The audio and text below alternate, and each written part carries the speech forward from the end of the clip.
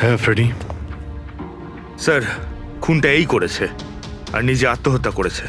আমি দুজনের body forensic ল্যাবে পাঠিয়ে দিয়েছি। জানতে পারলে সে কে? না স্যার, না আইডি পেয়েছি, না পার্স পেয়েছি, না মোবাইল। পাওয়া গেছে শুধু বন্দুক। ঠিক আছে, বন্দুক আঙুলের ছাপ তো পাওয়া যাবে। যদি সে পেশাদার খুনি হয় তাহলে আমাদের ক্রিমিনাল ডেটাবেসে পেয়েই যাব।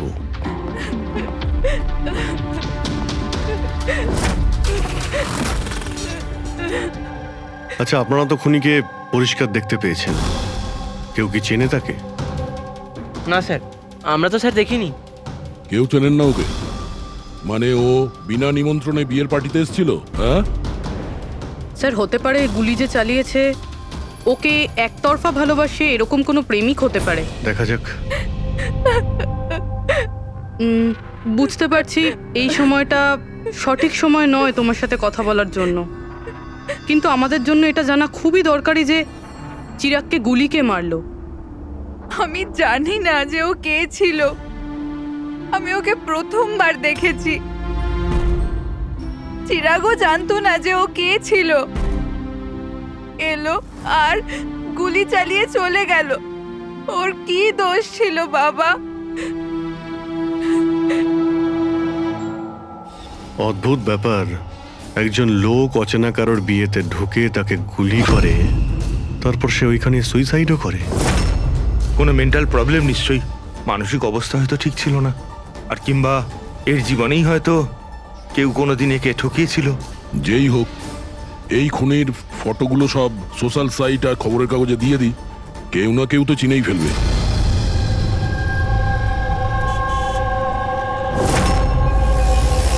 কিন্তু তন্ময় এমন কেন করবে? পুনা থেকে মুম্বাই গিয়ে, তাও কোনো অজানা মানুষের বিয়েতে। এই কেনর উত্তর তো আমরাও খুঁজে বেড়াচ্ছি। আচ্ছা, আপনারা ওকে শেষবার কখন দেখেছেন? কাল সকালেই দেখেছিলাম, যখন ও কলেজের জন্য বেরিয়েছিল। আর যখন সন্ধে পর্যন্ত ও বাড়ি ফিরল না, তখন আমি ওর সব বন্ধুদের ফোন করেছিলাম, কিন্তু কেউ জানতো না ও কোথায়। আর আজ তাহলে আপনি মিসিং কমপ্লেন লিখিয়েছেন? হ্যাঁ স্যার, এই নিতে সময় বললো যে তন্ময়ের ছবি সোশ্যাল মিডিয়াতে ঘুরছে। ও, আপনারা তন্ময়ের বন্ধু? হ্যাঁ হ্যাঁ স্যার, শেষবার কবে দেখেছিলেন তন্ময়কে? কাল দুপুর 2টোয়। ওর বিহেভিয়ার কেমন ছিল? একদম নর্মাল ছিল, কেউ বলতেই পারবে না যে ও এরকম কিছু করার কথা ভাবছে। এই এই চিরাগ আর ওর গার্লফ্রেন্ড চেনেন এদেরকে? আগে না। আপনি? না ম্যাডাম। হুম? না ম্যাডাম। তন্ময়কে ওদেরকে চিনতো? না, আমরা জানতাম না, তন্ময় ওকে জানতো। খারাপভাবে নেবেন না, কিন্তু তন্ময়ের কোনো কিছু কি প্রবলেম ছিল? আই মিন, কোনো মানসিক সমস্যা ছিল, কোনো মেন্টাল প্রবলেম? স্যার, ওই তন্ময় আর ওর গার্লফ্রেন্ডের কিছু মাস আগে ব্রেকআপ হয়ে গেছিল। ও কিছুটা ডিপ্রেশনে ছিল। ডিপ্রেশনে ছিল? হ্যাঁ স্যার, না ভালো করে খেত, না ঘুমাতো, এমনকি আমাদের সাথেও কথা বলতো না, শুধু নিজের ঘরেতেই থাকতো। নিজের রুমে?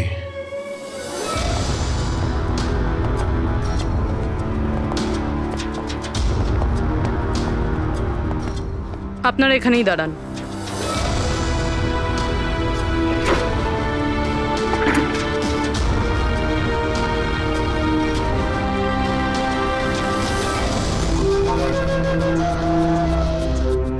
স্যার,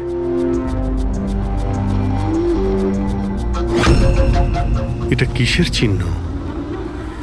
আপনারা একটু ভেতরে আসুন। এই বেডের উপরে ছাপটা দেখুন। আমি জানি না স্যার, আগে কোনোদিন দেখিনি এই চিহ্ন। স্যার, আমরাও দেখিনি। এই তন্ময় বেডে চিহ্ন এঁকেছিল, এই চিহ্নের সঙ্গে এই খুনের আবার কোনো সম্পর্ক নেই তো?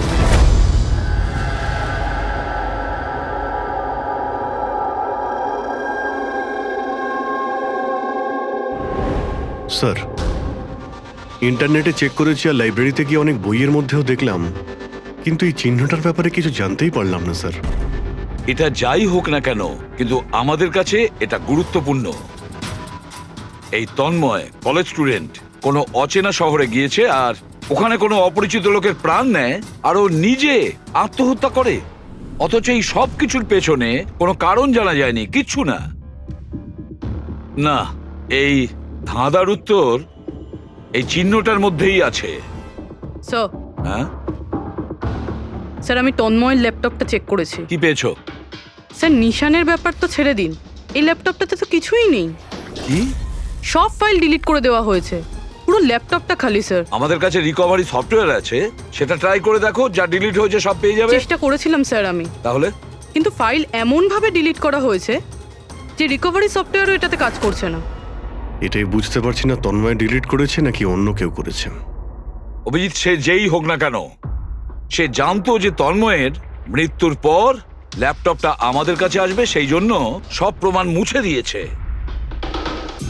স্যার, হ্যাঁ, এই দেখুন স্যার, বিয়ে বাড়িতে নিমন্ত্রিত একজন তার নিজের মোবাইল ফোন দিয়ে এটা রেকর্ড করেছিল। মাই গড। স্যার, এ মারা যাওয়ার আগে চোখ বন্ধ করে কি যেন বিড়বিড় করছিল। হ্যাঁ, ফেডরিক, আবার একটু চালাও তো, স্লো মোশনে। হ্যাঁ, যে এরকম একটা কিছু বললো না? স্যার জান, ও জান বলছে স্যার। তারপরে আচ্ছা, তন্ময় কার নাম করছিল? জান? জান নাকি যে দিয়ে শুরু অন্য কোনো নাম?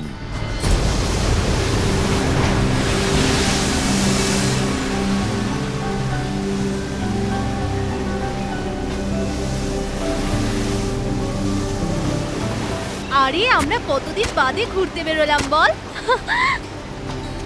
ওহো,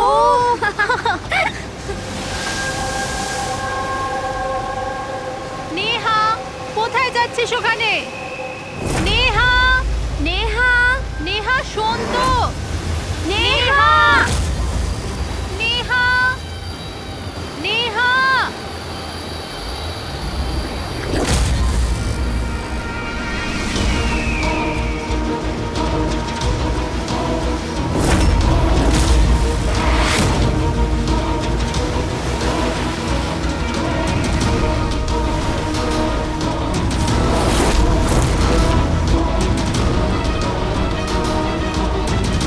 নেহা, আপনি আমাকে চেনেন?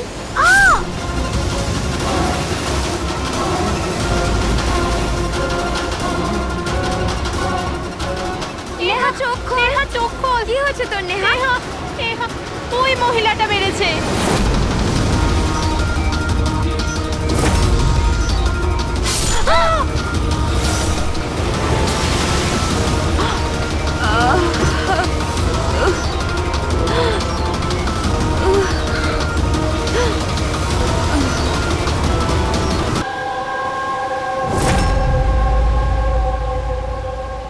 পঙ্কজ, ওই দিকটা চেক করো।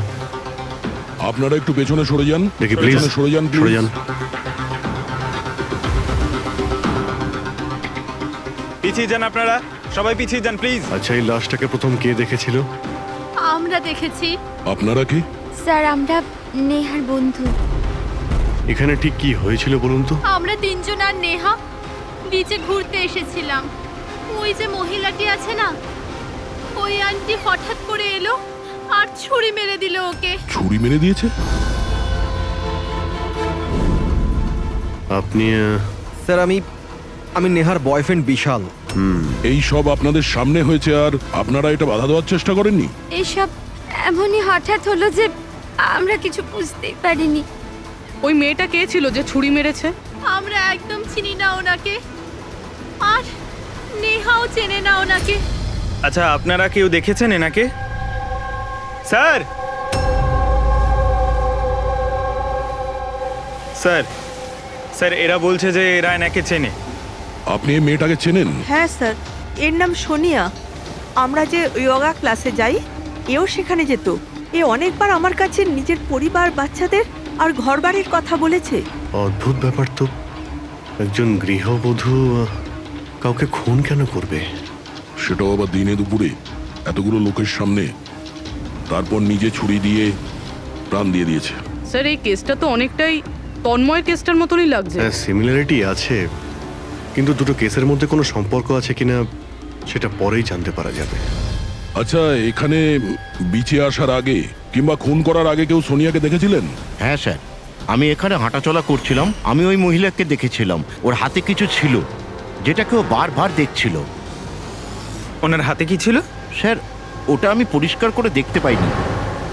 স্যার বডির কাছে তো কিছুই পাইনি। হয়তো অ্যাটাক করার সময় কোথাও পড়ে গেছে, হয়তো কোথাও ফেলে দিয়েছে বা কোথাও লুকিয়ে রেখেছে। ডাস্টবিনটা একবার দেখিনি।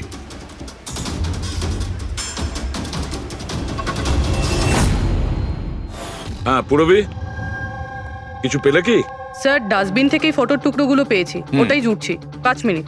ঠিক আছে স্যার, হ্যাঁ স্যার সোনিয়া যে কলোনিতে থাকে সেখানে গিয়ে জিজ্ঞাসাবাদ করেছি আমরা, কিন্তু ওখানে সবাই বলছে যে ও খুব ভালো আর দয়ালু মনের মহিলা ছিল। এর নাম সোনিয়া। এ অনেকবার আমার কাছে নিজের পরিবার, বাচ্চাদের আর ঘরবাড়ির কথা বলেছে। সে আজকে কাউকে খুন করলো? আরো একটা কথা জানা গেছে স্যার, 7 মাস আগে সোনিয়া 10 বছরের ছেলে কোনো একটা অ্যাক্সিডেন্টে মারা গেছে। তারপর থেকে খুব ডিপ্রেশনে ছিল।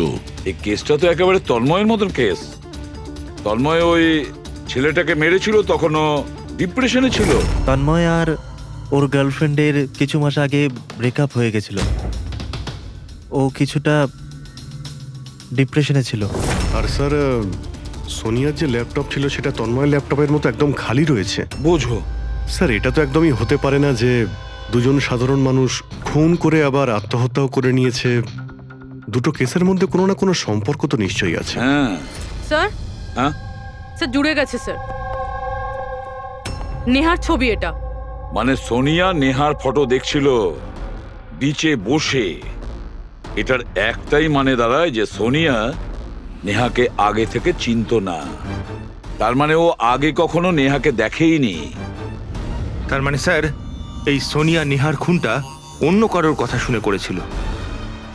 কিন্তু স্যার কেউ মিডল ক্লাস বাড়ির একটা মেয়েকে মেরে ফেলার জন্য কন্ট্রাক্ট কেন দিতে যাবে? সেটাই তো বুঝে উঠতে পারছি না। সে যেই হোক না কেন তন্ময়কে কন্ট্রাক্ট দিয়েছিল যে ওই ছেলেটাকে খুন করার জন্য, আর তারপরে সোনিয়াকেও কন্ট্রাক্ট দিয়েছিল নেহাকে মারার জন্য। তবে স্যার এই খুনিকে আমাদের তাড়াতাড়ি ধরতে হবে, না হলে জানি না হয়তো এরকম কাজ করতে আরো অন্য কাউকে বাধ্য করছে। খুব মন দিয়ে দেখো এই ফটোটা, এই ফ্রেমটা দেখতে পাচ্ছো? আরে হ্যাঁ স্যার, ফটোটা ক্রপ করা হয়েছে নাকি? হ্যাঁ ফ্রেডি, এই যে বর্ডারটা দেখছো এটা ফটো ফ্রেম। অন্য কোনো ফ্রেম থেকে জুম করে এই ফটোটা তোলা হয়েছে। এই যে এই মাঝখানে কাঁচের রিফ্লেকশনও আছে। তার মানে কেউ এই ফটো ফ্রেম থেকে ছবি তুলে এই ফটো সোনিয়াকে দিয়েছিল। আর নেহার এই ফটো ফ্রেম হয়তো ওর পরিবারের কারো কাছে থাকবে, না হলে ওর বিশেষ কোনো বন্ধুর কাছে।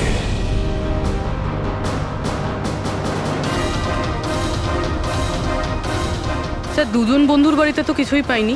নেহা 3 নম্বর বন্ধুর বাড়িতে দেখা যাক।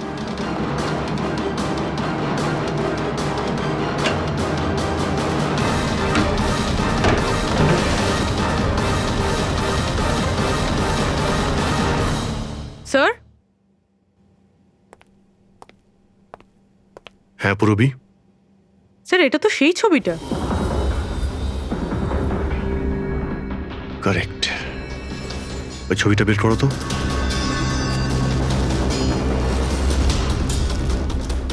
ফ্রেমটাও এটাই, আর এই ছাদের রিফ্লেকশনও এতে দেখা যাচ্ছে। তাহলে এই হলো সেই। নেহার খুন তো সোনিয়াই করেছে না? তো আমাদের সবাইকে কেন ডাকা হয়েছে? যদিও নেহাকে খুন সোনিয়াই করেছে, কিন্তু নেহাকে খুন করার জন্য সোনিয়াকে অন্য কেউ কন্ট্রাক্ট দিয়েছিল, অন্য কেউ। আর সেই অচেনা ব্যক্তি এখন এই মুহূর্তে উপস্থিত আছে আমাদের মাঝে। কেউ সে তুমিও হতে পারো। তুমি তুমি নাকি মায়া তুমি? আমি কেন খুন করব? ও তো আমার বেস্ট ফ্রেন্ড ছিল। এটাই তো আমরা জানতে চাইছি মিস বেস্ট ফ্রেন্ড। কেন তুমি নেহাকে খুন করিয়েছো? হোয়াট? মায়া তুমি? হ্যাঁ, ওর ঘর থেকেই আমরা এই ফটো ফ্রেমটা পেয়েছি। আর এই ফটোটা থেকেই নেহার ফটোটা ক্রপ করে দেওয়া হয়েছিল সোনিয়াকে কন্ট্রাক্ট দেওয়ার সময়। নেহার ছবি তো আমাদের সবার কাছে আছে, আর তাও ফ্রেম করে রাখা আছে। Then why me? সেটা এই কারণে মায়া, বাকিদের কাছে যে ফটোগুলো আছে না, তাতে তোমার ঘরের ছাদ নেই, ছাদের রিফ্লেকশন। তাড়াতাড়ি বলো। আমি মারতে বলেছিলাম নেহাকে, কারণ আমি বিশালকে ভালোবাসি। আর নেহা প্রথম থেকে এই কথাগুলো জানতো। নেহা আমার বেস্ট ফ্রেন্ড ছিল, ও আমার ফিলিংস নিয়ে একটুও ভাবেনি। এরা দুজন বিয়ে করতে চলেছিল।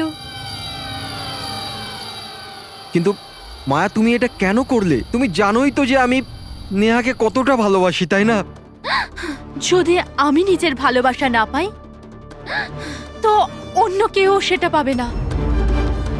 তার জন্য আমি ইন্টারনেটে নেহা বিশালকে আলাদা করার আলাদা আলাদা উপায় খুঁজতে লাগলাম। একদিন কেউ আমাকে অনলাইন কন্ট্যাক্ট করলো আর বলল ডার্ক ওয়েবে একটা সিক্রেট ওয়েবসাইট আছে, যদি সেখানে আমরা টাকা দিই যে কারুর খুন করাতে পারি। ওই ওয়েবসাইটের নামটা কি? আমি ওয়েবসাইটের নামটা জানি না, কারণ উনি আমাকে বলেননি সেটা। কিন্তু এটা বলেছিলেন যে নেহার একটা ছবি আর 20 লাখ টাকা দিলে আমার কাজ হয়ে যাবে। তার জন্য আমি আমার মায়ের হীরের হারটা বেচে দিয়েছি আর ওনাকে টাকা দিয়ে দিয়েছি। ওই লোকটার সঙ্গে তুমি দেখা করেছিলে? না স্যার, কারণ উনি বলেছিলেন ব্যাগে টাকা আর নেহার ছবি রাখার জন্য, আর আর রাস্তায় রেখে দিতে, আর স্পেশালি বলেছিল পেছন ফিরে না দেখতে। ব্যাস, আমি তো সেটাই করেছি। স্যার, এটা কেমন ওয়েবসাইট যেটা প্রকাশ্যে কাউকে খুন করার কন্ট্রাক্ট নিয়ে থাকে? জানি না, কিন্তু তন্ময়ের বাড়ি থেকে যে চিহ্নটা পেয়েছি, ওই চিহ্নের সঙ্গে নিশ্চয়ই এই ওয়েবসাইটের কোনো না কোনো সম্পর্ক আছে। আমায় ক্ষমা করে দিন স্যার, আমার খুব বড় ভুল হয়ে গেছে। আমার নিজের বন্ধুকে মেরে ফেলা উচিত হয়নি। ভুল নয়, তুমি অপরাধ করেছো। ইন্টারনেটে এরকম অনেক কেউ আছে যে তোমাদের মতো বোকাদের কাজে লাগিয়ে টাকা ইনকাম করে। এদের থেকে সবসময় সাবধান থাকা উচিত। আমার ভুল হয়ে গেছে, প্লিজ ক্ষমা করে দিন। মায়া, ক্ষমা করলে আইন তোমাকে করবে, কিন্তু তোমাকে আমাদের সাহায্য করতেই হবে, বুঝেছো?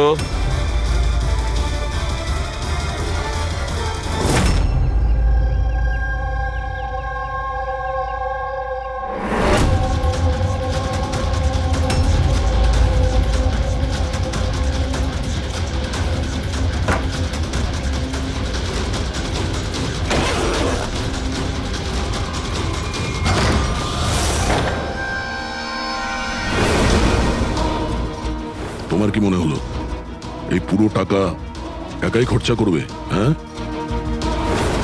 সিআইডি এখানে?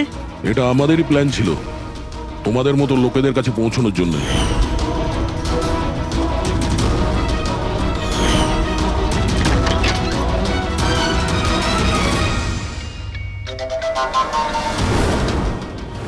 এই ভাই, কি আছে খেলো এ? মুখ খোল মুখ মুখ খোলো। খোল মুখ খোলো। এই এ তো মরে গেল। স্যার এর নিশ্চয়ই কোনো বস আছে স্যার, ওই ওয়েবসাইটের যারা মানুষকে মারার কন্ট্রাক্ট নেয় স্যার। ও, মনে হচ্ছে এই ভয়েই ও আত্মহত্যা করে ফেললো। একটু দেখো এখানে কিছু পাওয়া যায় কিনা।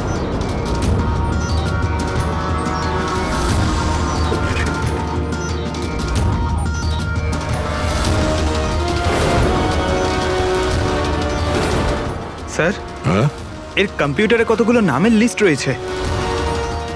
এই দেখুন স্যার, এই ডিপ্রেশন রিলেটেড একটা ওয়েবসাইট রয়েছে স্যার, যার মেম্বার এরা ডিপ্রেশনের ব্যাপারে একে অপরের সঙ্গে সব শেয়ারও করেছে। এই ডিপ্রেশনের রুগীদের ডেটা কেন রেখেছে? এই দেখুন স্যার, এই সোনিয়া স্যার, ও লিখেছে যে আমার মেয়ের মৃত্যুর আঘাত আমি সহ্য করতে পারবো না।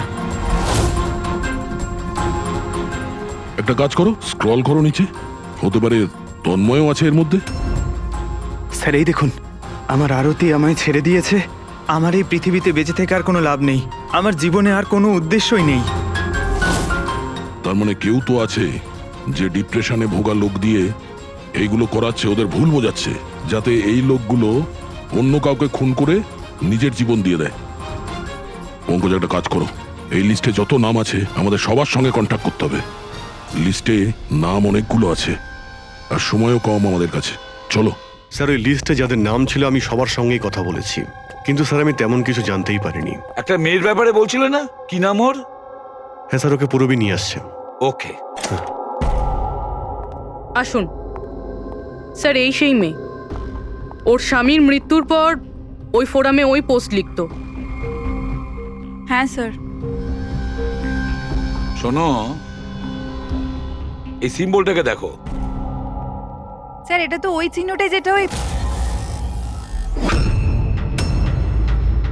দেখুন, আপনি ভয় পাবেন না, এই ব্যাপারে আপনি যা যা জানেন সব বলে দিন। স্যার অ্যাকচুয়ালি কিছু সপ্তাহ আগে আমার কাছে একটা মেল আসে, যেটায় লেখা ছিল যে কেউ একটা ওয়ার্কশপ করছে, যেটায় তারা ওই লোকগুলোকে সাহায্য করতে চেয়েছিল যারা নিজের কাউকে হারিয়েছে। ও, তো ব্যাস, আমি ওই ওয়ার্কশপের জন্য হ্যাঁ বলে দিয়েছিলাম। তারপরে? তার কিছু সপ্তাহ বাদেই পোস্টে একটা চিঠি আসে, আর আমি ওই ওয়ার্কশপের জন্য বেরিয়ে পড়ি। আর তারপর ওরা আমায় ভ্যানে করে নিয়ে যায়, যেটা একটাও জানলা ছিল না। তারপর আমি একটা অদ্ভুত জায়গায় পৌঁছলাম, আর তারপর ওই ঘরেই আমি এই চিহ্নটা দেখি। এই দুনিয়া একটা নদীর মতো, একটা সমুদ্র, দুঃখের সমুদ্র। আমরা সবাই এখানে সুখের সন্ধানে ঘুরছি, যখন আমাদের একটাই আসল উদ্দেশ্য হলো দুঃখ ভোগ করা। কিন্তু কোনো ব্যাপার নয়, আমি তোমাদের মতো হারিয়ে যাওয়া মানুষদের এই অন্ধকার থেকে দূর ওই আলোতে নিয়ে যাব। আমি তোমাদের সবাইকে শেখাবো যে কিভাবে এই দুঃখের সমুদ্রে খুশির নৌকা চালাতে হয়। তাহলে বলো, তোমরা আমার সাথে আছো? তোমরা সবাই জানেশের সাথে আছো? তাহলে মারা যাওয়ার আগেই তন্ময় এরই নাম নিচ্ছিল স্যার। জান, এমন একটা লোক যে মানুষের মধ্যে অন্ধবিশ্বাস ছড়াচ্ছে, আর লোকে ওকে ভরসাও করছে, বিশ্বাসও করছে। স্যার, খুব তাড়াতাড়ি ওকে আমাদের ধরতেই হবে। কোথায় নিয়ে গিয়েছিল তোমাকে? তোমার কিছু মনে আছে? না স্যার, ওই ভ্যানে একটাও জানলা ছিল না, তাই আমি কিছু দেখতে পাইনি। অভিজিৎ, এই লিস্টে যতজন লোক আছে সবার সঙ্গে কন্ট্যাক্ট করো। জানি না ওদের পরের শিকার কে হবে আর কে হবে খুনি।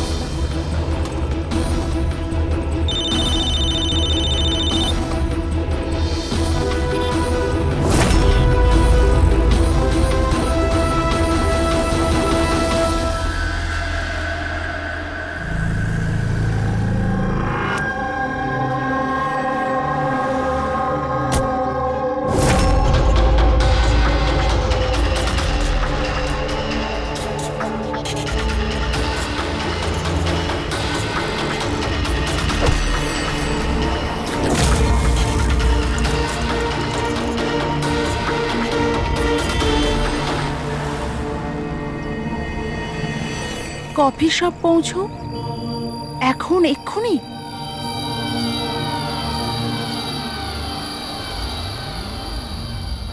আচ্ছা, ওরা তোমায় কোথায় নিয়ে গিয়েছিল, কত দূরে, কোথায়, কিছু কিছু মনে আছে তোমার? এত সপ্তাহ হয়ে গেছে যে আমার কিছুই ভালো করে মনে নেই। কিন্তু তোমার কিছু তো মনে আছে, ওখানে যেতে কতটা সময় লেগেছিল? আই থিঙ্ক আধ বা 1 ঘন্টা অ্যাপ্রক্সিমেটলি লেগেছিল। ও সরি সরি। স্যার, আমার আরেকটা জিনিস মনে পড়েছে, যে রাস্তা দিয়ে ওই ফ্যানটা যাচ্ছিল ওই রাস্তা অনেক গর্ত ছিল, আর ট্রেনের আওয়াজও শুনতে পেয়েছিলাম আমি। আচ্ছা, আর যখনই ট্রেনের আওয়াজটা শুনতে পেয়েছিলাম তার কিছুক্ষণ বাদেই ভ্যানটা থেমে গেছিল। তাহলে তো আমরা সঠিক রাস্তাতেই এসেছি। এই নাও কফি খাও। আপনি আমাকে এখানে ডেকেছেন?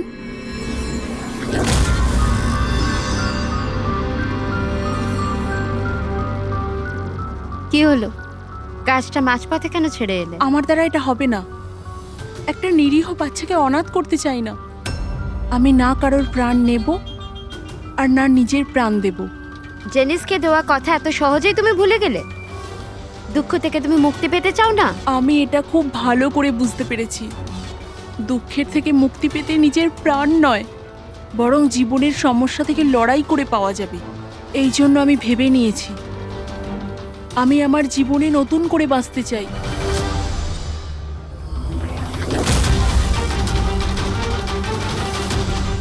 কেন নয়?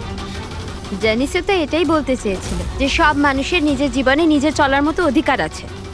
আমি তোমাকে টাকা দেব একটা নতুন শহরে নতুন জীবন শুরু করার জন্য। সত্যি? Thank you so much. শুধু থ্যাংক ইউ এ কাজ চলবে না, তোমার আমাকে কফিও খাওয়াতে হবে।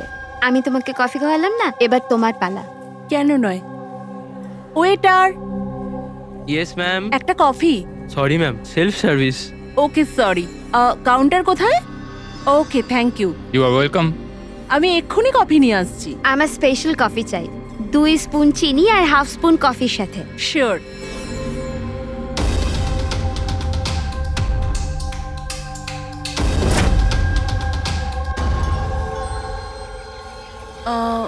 এক কাপ কফি, মিল্ক 1 চামচ চিনি। কি বলেছিল জিজ্ঞেস করি।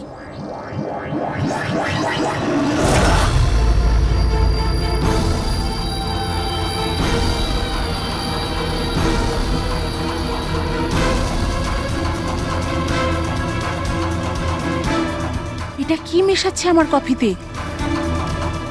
নিশ্চয়ই এটা বিষ হবে। এরা এত তাড়াতাড়ি আমাকে মুক্তি দেবে না মনে হয়।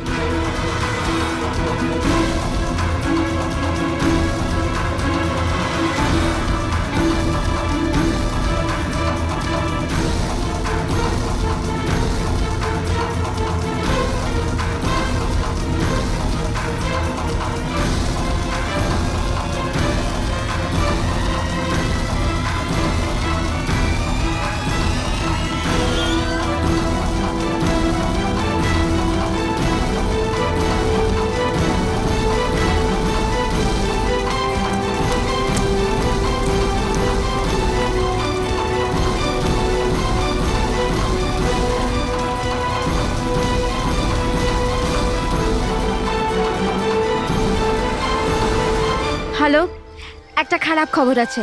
মিশন ফেল হয়ে গেছে। ওই মেয়েটা পালিয়ে গেছে। কোনো ব্যাপার নয়, দুনিয়াটা এত বড় নয় যে কেউ জানাসের হাত থেকে পালাবে। সবাইকে কাজে লাগিয়ে দাও, প্রত্যেককে মেসেজের সাথে একটা করে ফটো পাঠিয়ে দাও। আর হ্যাঁ, 1 ঘন্টার মধ্যে আমি ভালো খবর শুনতে চাই। খারাপ খবর নয়, অনন্যার মৃত্যুর ভালো খবর।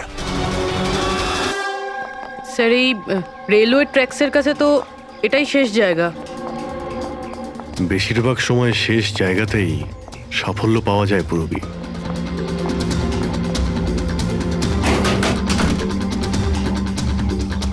কার সাথে দেখা করতে চান?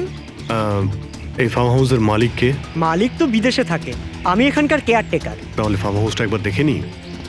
বাহ বাহ বাহ, আপনার মালিকের বাংলো তো আরে, খুবই স্যার। সুন্দর। হ্যাঁ, আরে আপনারা দাঁড়ান, কোথায় যাচ্ছেন আপনারা? হ্যাঁ, যদি আপনারা ফার্ম হাউস কিনতে চান তো ভুলে যান, আমাদের সাহেব বিক্রি করবে না। কোনো ব্যাপার না, আমি অন্য ফার্ম হাউস কিনে নেব।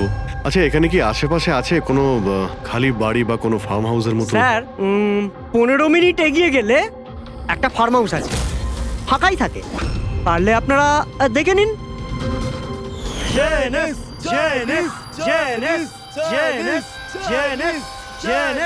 Thank you. স্যার স্যার এটাই ওই জায়গা, এই লোকটা ওই রিংটাই পড়ে আছে।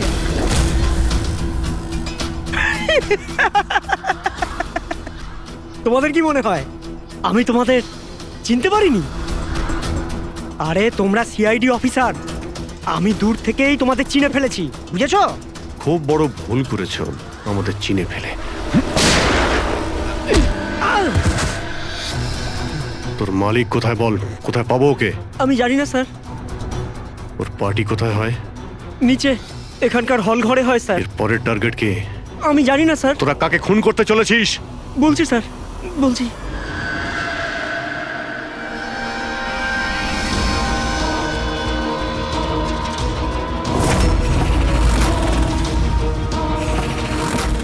কোথায় লুকোবো আমি ওদের থেকে?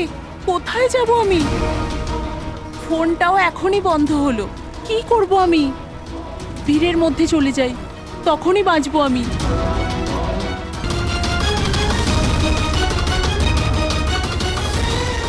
ফোনটা তোলো।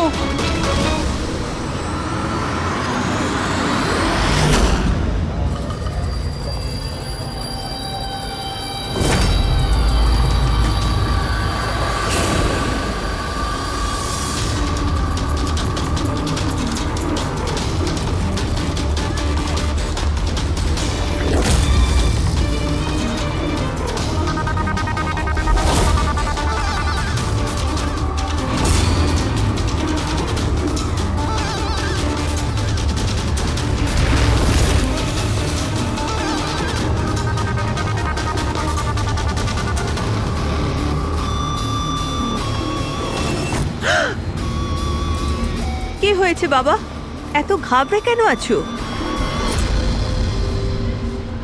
আমাকে কেউ মারতে চায়। মারতে চায়? তুমি ভয় পেও না, আমি এখনই সিআইডি কে ফোন করছি। তুমি এখানে কোথাও লুকিয়ে পড়ো।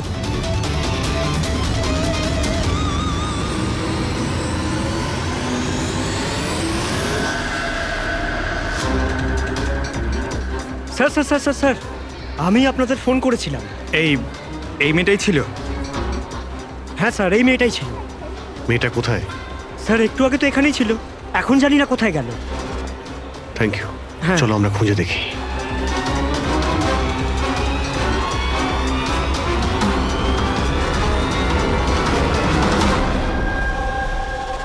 এই শোনো। কি হয়েছে? সরি, আপনি এই মেয়েটাকে দেখেছেন? আপনি কে? আরে বাবা, আমি সিআইডি অফিসার। দেখেছেন আপনি ওকে? একটু ভালো করে দেখুন। না।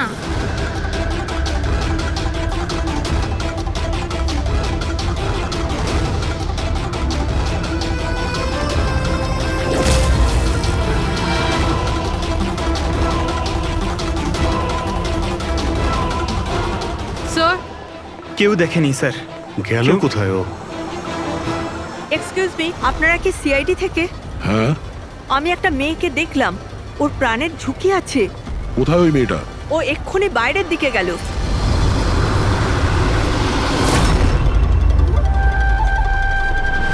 আমি তো এখানে, উনি সিআইডি কে বাইরে কেন পাঠাচ্ছেন? স্যার,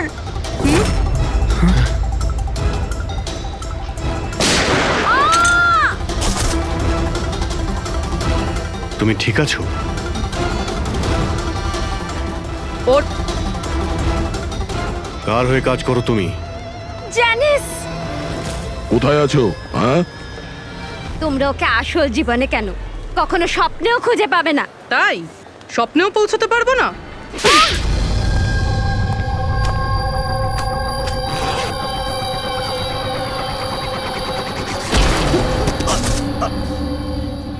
আরে স্যার, আপনি যাচ্ছেন কোথায়? হ্যাঁ,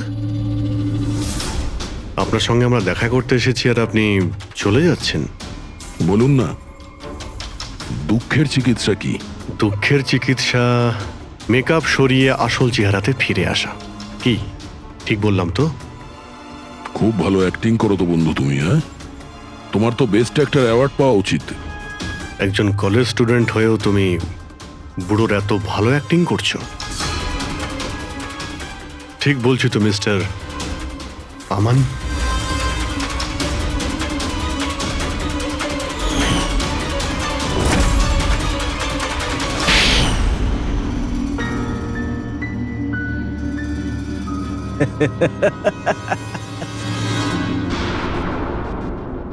থ্যাংক ইউ। হ্যাঁ, ওই যে অ্যাক্টিং এর প্রশংসা করার জন্য।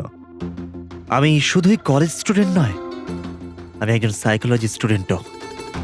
অনেক বই পড়েছি মানুষদের অন্ধবিশ্বাস নিয়ে। হ্যাঁ, তো ওদের স্রেফ ওটাই শোনাও যা ওরা শুনতে চায়। ব্যাস ব্যাস, একবার ওদের দুর্বল জায়গা হাতে চলে আসলে না, ওদের দিয়ে সবকিছু করানো মুশকিল নয়। ওগুলো আমরা সব জানি, কিন্তু তুমি ওদের দিয়ে কাউকে খুন কি করে করালে, আর পরে আত্মহত্যাও করলো? এটা বেশি মুশকিল ছিল না। এই যে সন্ত্রাসবাদীরা হয় না, হয়তো ওরাও এটাই করে। ঠিক বলেছ। আতঙ্কবাদীরা জন্ম নেয় না, তাদের তৈরি করা হয়, ব্রেন ওয়াশ করা হয়, যেমন তুমি ব্রেন ওয়াশ করেছো এদের। হ্যাঁ, আমি সবার প্রথমে ডিপ্রেসড লোকেদের লিস্ট করেছি। কেউ নিজের গার্লফ্রেন্ডের চলে যাওয়ার কারণে ডিপ্রেসড ছিল, কেউ নিজের ছেলের মৃত্যুতে দুঃখী ছিল, ইত্যাদি ইত্যাদি। সো ওদের ভেতরে প্রথমেই আত্মহত্যার লুকোনো আগুন ছিল। ব্যাস, আমি তো ওই লুকোনো আগুনের ফায়দা তুলেছি, আর সেটার সুযোগ নিয়ে তুমি নিজের কাজ হাসিল করেছো। আমি তো শুধু ওদের এটাই বিশ্বাস করিয়েছিলাম যে ওই বেচারাদের সাথে ভুল হয়েছে, আর ওদের শুধু আমি ন্যায় বিচার দেব। কিন্তু এরা সবাই তো পড়াশুনো করা লোক ছিল, যারা সঠিক কি ভুল কি তার পার্থক্য বোঝে। তাহলে ওদের দিয়ে কি করে করালে খুব? আরে মুশকিল কি স্যার, এখন ওই সোনিয়ার কথাই ভাবুন না। ওর ছেলের মৃত্যু একটা অ্যাক্সিডেন্টে হয়েছিল, তো আমি ওকে শুধু এটাই বিশ্বাস করেছিলাম যে এমন পৃথিবীতে অনেক লোক আছে যারা এরকম কাজ করে আরামে বেঁচে আছে।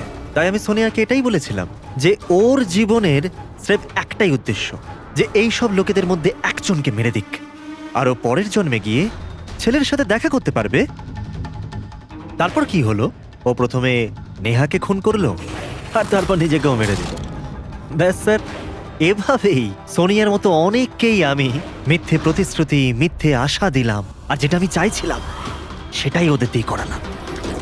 আমি জানতাম এই কাজে অনেক টাকা, তো ধরা না পড়ে যায়, এই জন্য আমি ডার্ক ওয়েবে সুপারি নেভার ওয়েবসাইট বানালাম, আর আমি সফলও হলাম।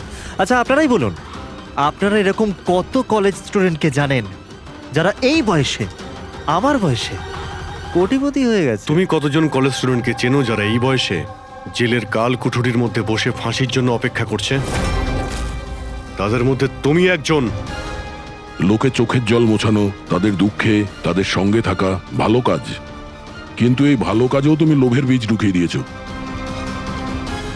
আশা করি যে তোমাকে দেখে লোক শিক্ষা নেবে আর কোনো অন্ধবিশ্বাসে বিশ্বাস করবে না। তুমি যা করেছো তার শাস্তি তো তোমায় ভোগ করতেই হবে।